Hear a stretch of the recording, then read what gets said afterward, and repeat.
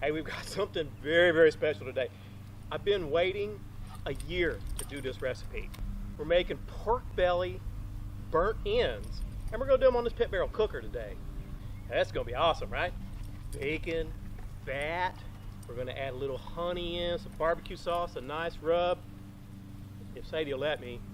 Hey, you gotta stay with me on this one.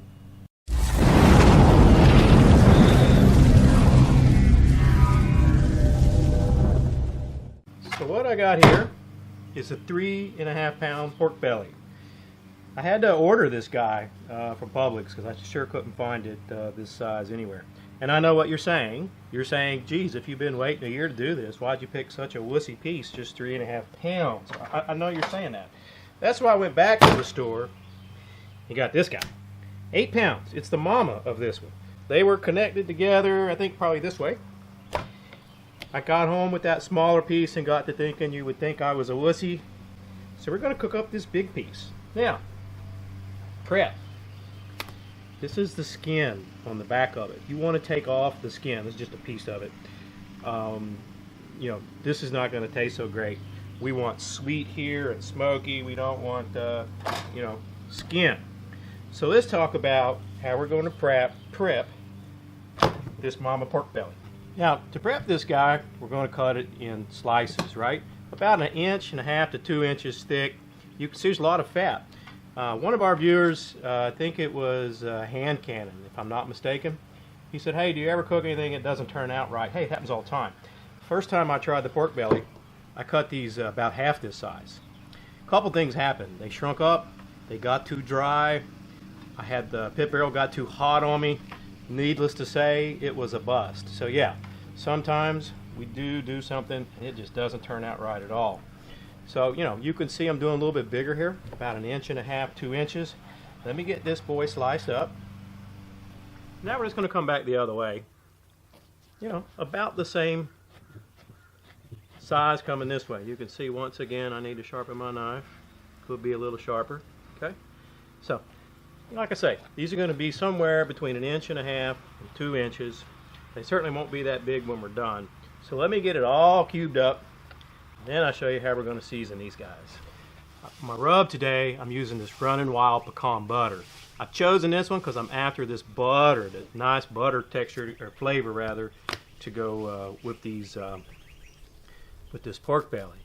Now, I would appreciate if you guys leave me a comment below. I had rather nasty or perhaps sharp comment here a while back from a viewer.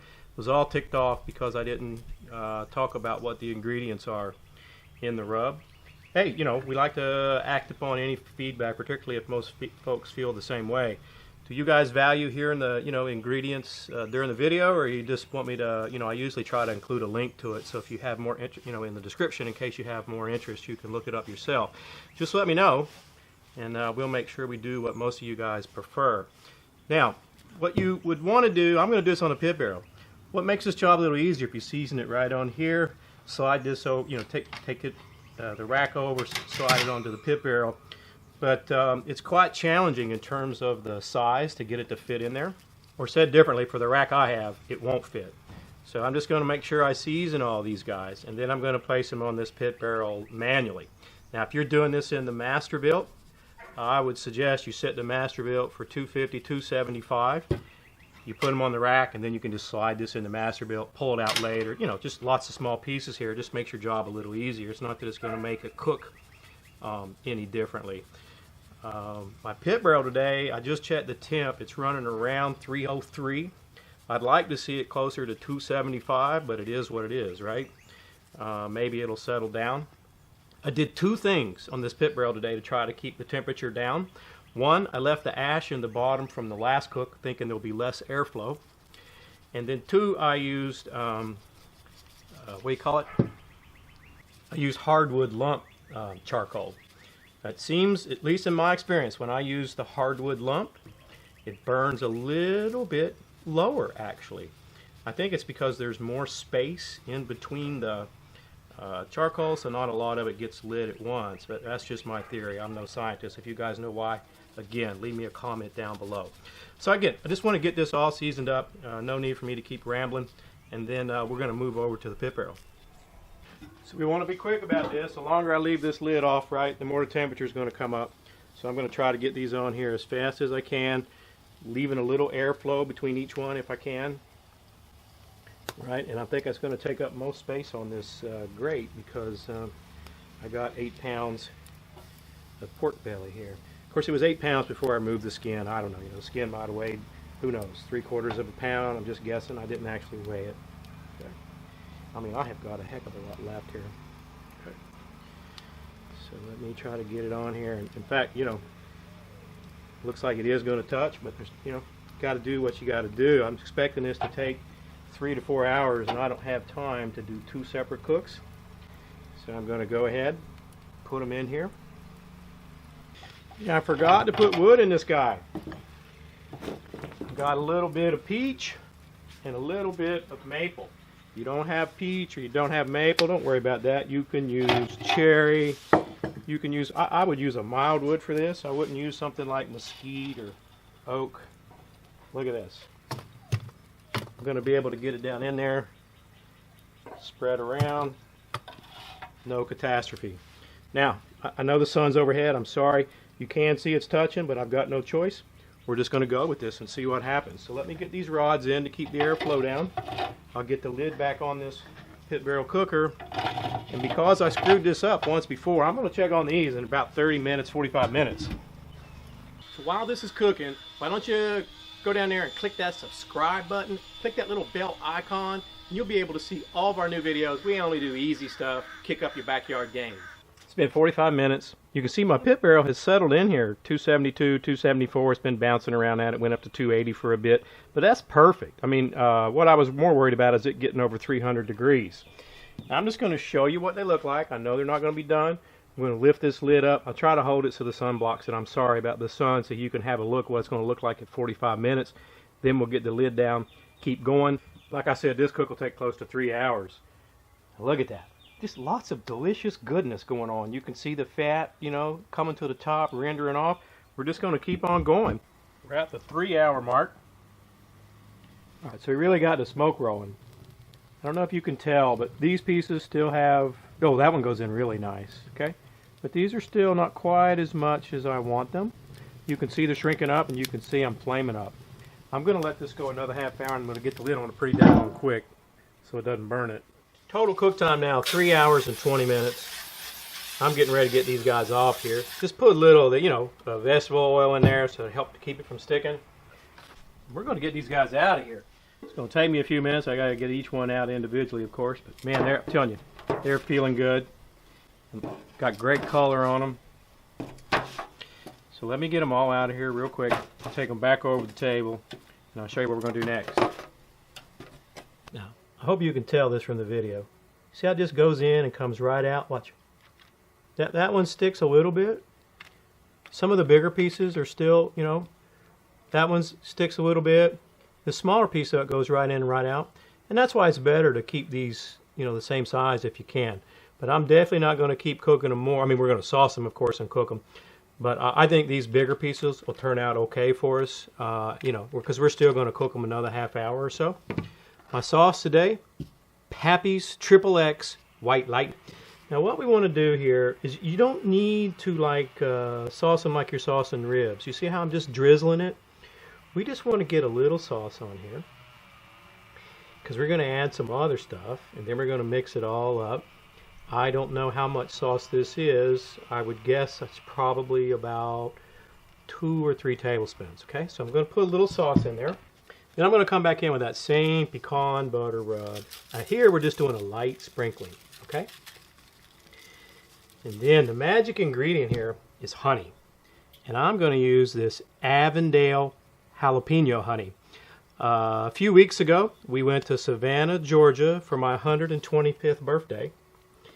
And I picked this up on the street. I'm telling you, I tasted it. There's no spice, but it's got that beautiful jalapeno flavor. In fact, we had such a great time in Savannah. You got to check this out. Hey, how you guys doing? I'm Uriah Virgo here at Coast Distillery. I'm celebrating Jeff's birthday, and we're gonna make a cucumber collard. So we're gonna start off with our Earl Gin, just 1.5 ounces of that. A little bit of lemon juice. Some simple syrup. Fresh mono cucumber.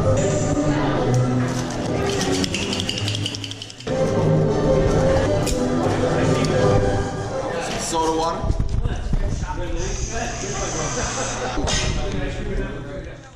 Happy birthday. Now, I've probably got about 2 tablespoons of honey. Again, you don't need a lot, all right? Now what we're going to do is get all this goodness mixed together, make sure there's honey, you know, and make sure there's barbecue sauce on all sides, okay? Just mix it up a little bit. You can see some of them got a little bit of crunch. It's not going to be a problem, trust me. We got one more thing we're going to do to make this totally awesome, okay? So, we got a little bit of sauce on everything. Now what I'm going to come in here is I've got a stick of butter, and I've just cut it up into roughly 1 tablespoon sizes, okay? All right, and then because I'm thinking this honey is going to be so awesome, I'm just going to come back over it one more time. All right, and look, you don't have this honey, don't worry about it. Use wildflower or whatever you have in your local area. In fact, that's what I would recommend. But I think it's going to be awesome. And then I'm just going to come back in one more time with some of that Tennessee, or Pappy's I should say, Pappy's XXX White Lightning, okay? Just doing a little drizzle as you can see, so maybe another 2 tablespoons total, who knows for sure. Now, the final thing we want to do is cover this back up in foil, okay? Looks about right. Real tight like. Okay. Oh yeah. You have to stay with me. This is going to be absolutely awesome. Awesome. Now let's get this back over that pit barrel. Okay, I'm going to get this out. I'm going to get one of these rods out. Right, I'm going to get these guys in here. Get this rod back in so we can eliminate the airflow. And I'm going to let this go at least 30 minutes. We'll check on it and see. It's been 30 minutes. Total cook time, 3.5 hours.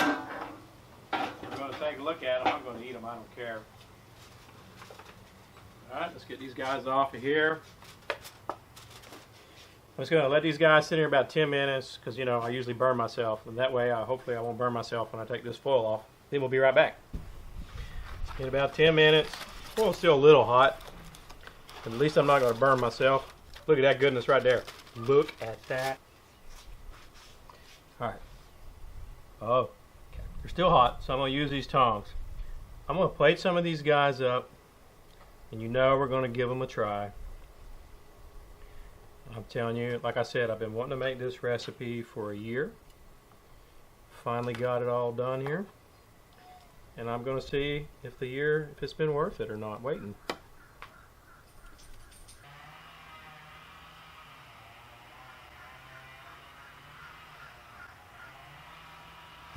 Oh yeah! Alright, so we've got them all plated up here. Oh, they're sticky.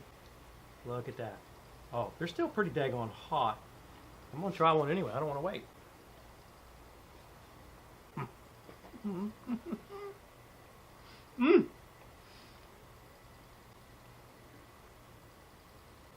It's like eating candy.